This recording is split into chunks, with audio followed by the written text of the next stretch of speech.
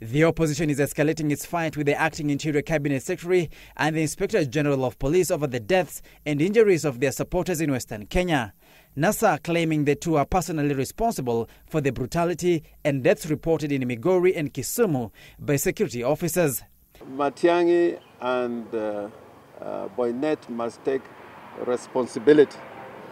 And the International Crimes Act, which is part of a duplication of the Rome Statute, applies to state officers and state organs.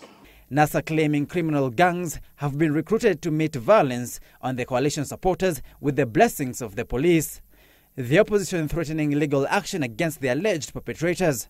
People died yesterday in my constituency, and a life of a Kenyan is more important than anything that Matiang'i is trying to protect. Even when we are demonstrating, you reach Koja Mosque or you reach somewhere near Kencom House, you know that you're going to be in trouble because there's a militia which has been mobilized by the police and the government to take control of that part of the town.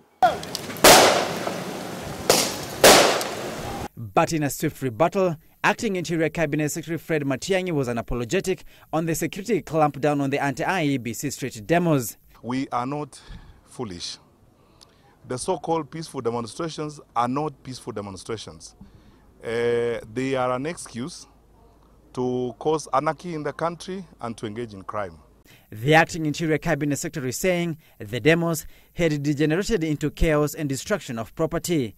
Matiang'i is steadfast that perpetrators will be met with the full force of the law. But people who are engaged in criminal behavior and thuggery, honestly, you should expect and they will get very firm resistance from the police. We will not cow, we will not be intimidated by the statements the politicians are making. We have a responsibility and we will discharge that responsibility without fear or favor. The Independent Policing Oversight Authority, IPOA, says it has launched investigations into the deaths and police brutality in Nyanza region. IPOA, however, says their staff are getting overstretched by cases of police brutality during demos as they are on the rise.